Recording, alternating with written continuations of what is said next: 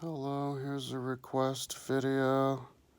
What I think about maritime law. I think I got it yesterday or the day before.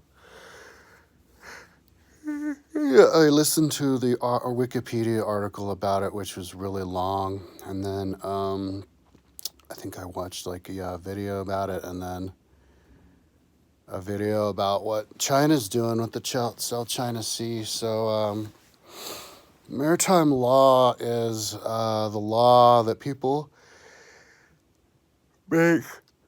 Oh, yawning. That people make about the ocean, which is everybody's land. Traditionally, the water, which was everybody's land, was anything that was more than 3 miles out, because that's how far a cannon could shoot. But then in like the year 1900, they revamped all that. Cannons could shoot longer, and they got more, sophisticated. So they decided that anything that was 12 miles out from shoreline was belonged to the country. But then another 12 miles after that is like limited special use for the country. So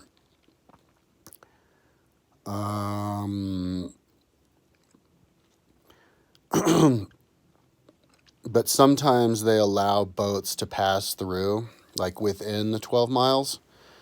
It's called rite of passage, as long as they are just passing through and they have to, because for safety reasons or something like that. So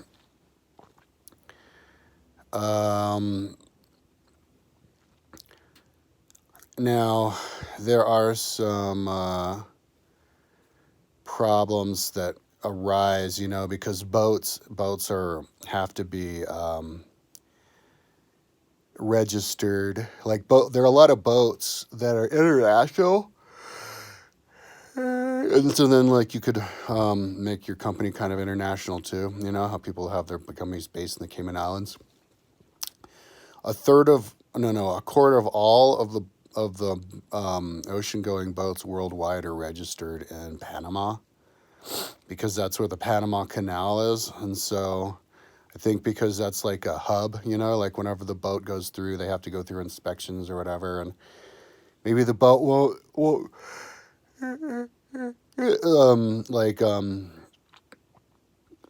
its registration expired or something's broken on it, so they have to leave the boat there. So there's lots of boat yards there. So that's why it makes sense to register the boats there. I went to Panama and I was there a little bit, and a couple days, and it struck me as, it has all of the skyscrapers like a first world country, but if you're walking around the streets, it's just a bunch of like,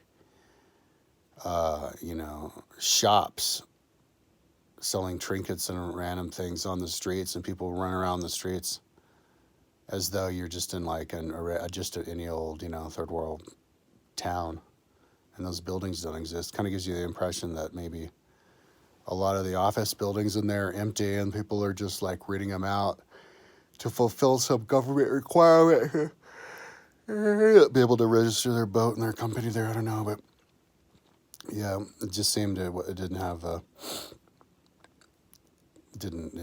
bustle on the street didn't match all the cities you see, but or the buildings, but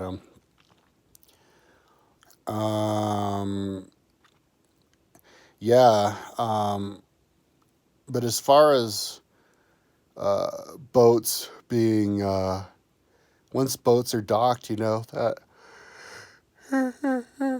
that's not maritime law anymore.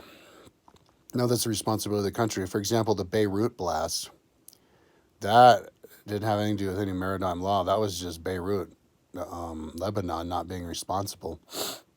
It was one of these international boats, it was owned by like a guy from Cyprus, but like maybe he was Greek, just people playing games with the law. And then the boat goes in, docks, because it was supposed to bring a bunch of explosive like ammonium nitrate.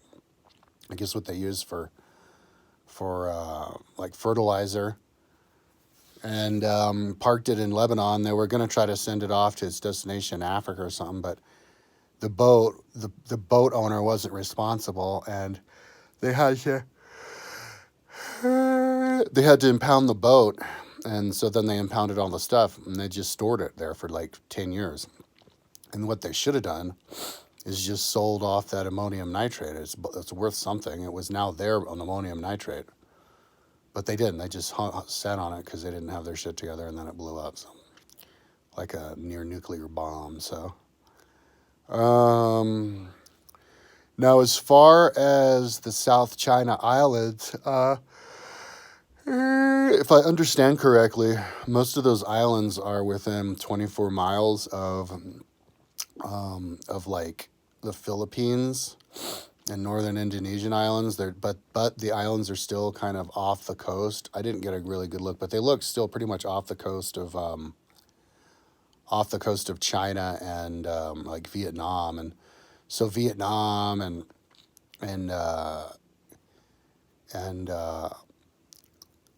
Philippines are saying that they violated the law, and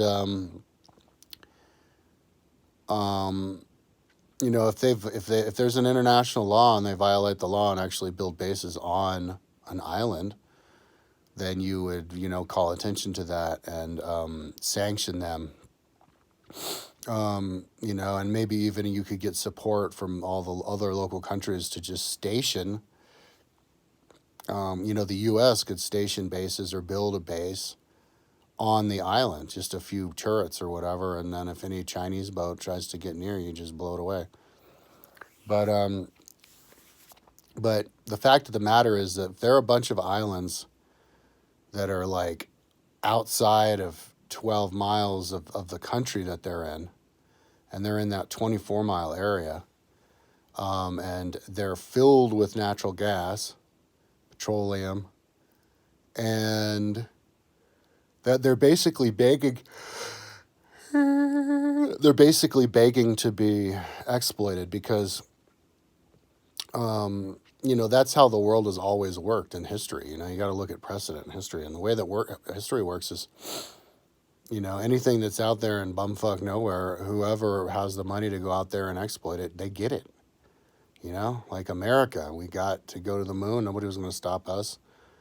You know, Shackleton and everybody going to the, you know, Antarctica. Nobody stopped them. And then we decided to make it like an international area, so that's cool.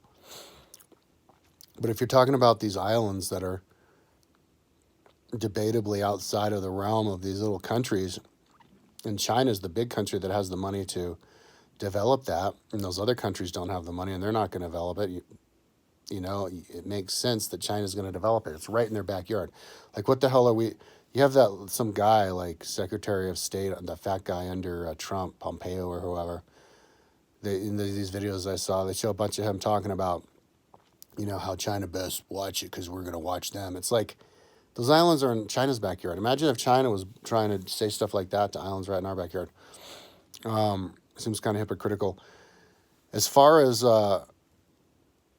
you know, drilling gas, if you're gonna imagine that you're the king of the world and the world's like one country, where would you drill gas first? It would be an island off the coast of the ocean. You'd want to go farthest away from civilization so that the pollution affects the least number of people, and that would be an island. So those islands need to be exploited, because if you don't pump all that natural gas out of those islands, you're going to have to go and pump it out of, you know, like the Arctic, where the polar bears are going extinct, you know, and you're going to make all the icebergs up there go melt quicker. And, you know, it's like a wilderness area, you know, we're trying to preserve that area up there. You don't want to pump it even as much in like the Gulf of Mexico, even though that's just our backyard, because that's more of a biological zone. But we do pump oil from the Gulf of Mexico. So and I guess America has been like floating their boats around the island, like showing everybody they have sea routes, and so that makes it, it gives us the authority. That's asking for trouble. That's like fourth grade childish behavior. You just hover around and like make your presence known, and so that everybody look. No, you base there or you don't. You don't just hover around. Like, how much money are we wasting on gas or nuclear power, or whatever? Personnel just floating back and forth up there. If we're going to use our military wisely, we should just bring back all of our bases and then use the money we save by fortifying bases on those islands and then drill the shit out of those islands. If we knew what we were doing, but we don't have like the money to invest in that. So just let China have it. Plus, it's more China's than ours because it's their part of the world. So, like that stuff that Trump said, oh, go and invade those countries you don't like and just take their oil, like talking about Iran and Libya, like that's asking for trouble. If I was the king, if I was the president, I would just say, go, do whatever you want over there. That's your neck of the woods. And I bring all of our, close our bases and come back. Anyway, so what does maritime law have to do with personal maritime law? Because that was another part of the request. I think the person's referring to just sailors, individual sailors. I think individual sailors need to be,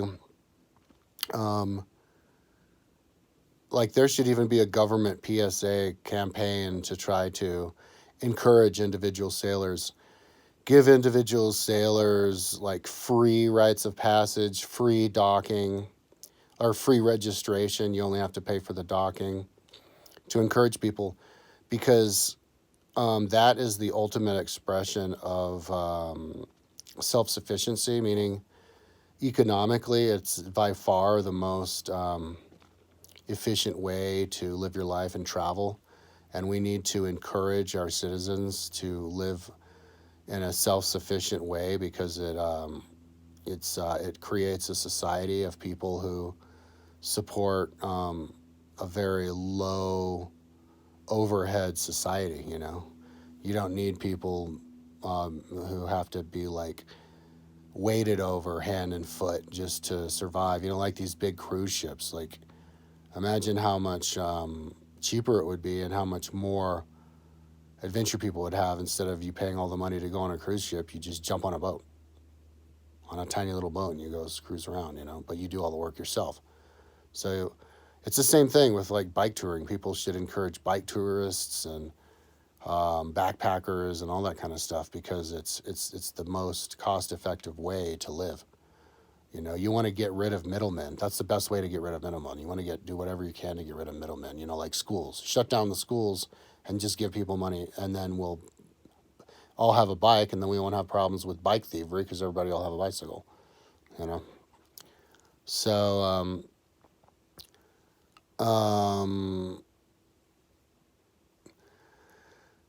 now, as far as like maybe the history of maritime law, I always like to go back to the history of Rome. Rome got started as a place for like just random maritime sailors to try to start a country. Alba Longa was started by Aeneas's followers, and then that lived for 400 years. But then these princes, these of an ex-ousted would-be king prince, started so I actually like the real children but estranged, because his daughter was kicked out of Alba Longa, grew up in Rome. They were sent there as babies, then they grew up in Rome, and then they found out that they were actually princes of Alba Longa, which kind of brought out them more respect, and people from Alba Longa moved there. But when Rome first got started, it was kind of like a wilderness area, and so they needed a lot of people to start their new city. So they recruited Alba Longans and people from the mountains, but they also recruited boat people. They got like 2 boatloads of just traders from like Greece. I can't remember where, but But yeah, they came and they moved to Rome, and because they could sail their boats all the way up the Tiber River, all the way up to Rome. There's ocean going vessels, and it was like a big, wide, flat river. And then I think maybe even like, yeah. So then I had the idea, well, yeah, maybe they got some of these individual sailors, because back in those days there probably were at least once or twice like an individual sailor, or a couple of people just on a boat just out from somewhere, and then they decided to become Romans. So yeah, when there should be a story about the beginning of Rome and sailors, because in the past, in ancient Mediterranean and Greece and Italy, that was maritime. Uh, they were big time maritime people. Even though the Romans themselves, they were big time maritime people as far as like coast hoppers. That's how they got around. They just kept coast within their sight, but they didn't have like boats that could withstand, huge gale force storms out in the ocean. So whenever there was a storm, they would just come back into the land. It wasn't until like the 400s when they finally figured out how to, tie the boats together with these big bands of metal, ribbons of steel that would wrap around the entire boat, like in the back, middle, and to keep it from falling apart when there was a storm. And it actually, at one point, I think on two occasions, in the very first Punic War, the Romans, everybody knows the story about how the Romans found a Carthage boat, a couple of Carthage boats that were washed ashore, and they looked at the design and they copied it and built the Carthage boats.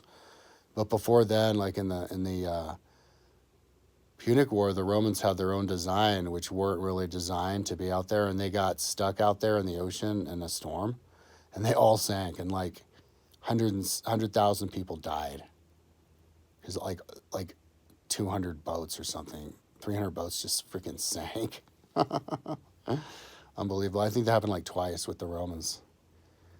Yeah, the biggest like loss of soldiers is just from their boat sinking.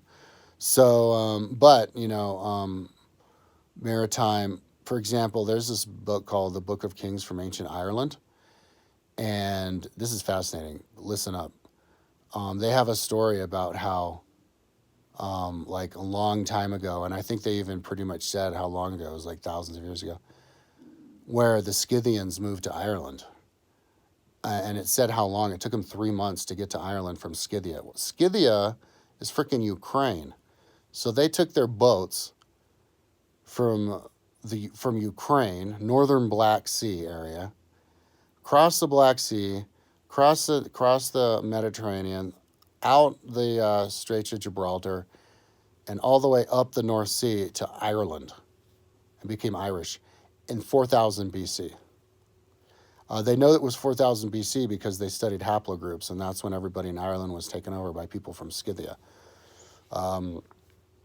That's when the lactose-tolerant people moved to Europe, and blue-eyed people moved into Europe. People were brown-eyed before and white skin. They had more olive-color skin, too, even in Ireland. So, yeah, and I can't remember exactly the part where they said it was that long ago, but they hinted that it was like that long ago. So that's interesting that you would have a legend that the Irish come from Scythia, from like mid Russia, like 4,000 years ago, and then 4,000 years later, like in the year 2013 to be exact, they figure out mitochondrial DNA, and lo and behold, the ancient story of the what was it, Irish legends of the Kings. I can't remember what it's called. It's on my website. Gets actually confirmed by haplogroup studies. I just think that's so cool. I'm surprised more people don't talk about that. Anyways, so yeah, so back in those days, some people had boats that could go across the wide open ocean, but most people just didn't really have that technology. But that kind of law has always been, in effect. Anyways, let's keep this one under 10 minutes. Good request. Talk to you later.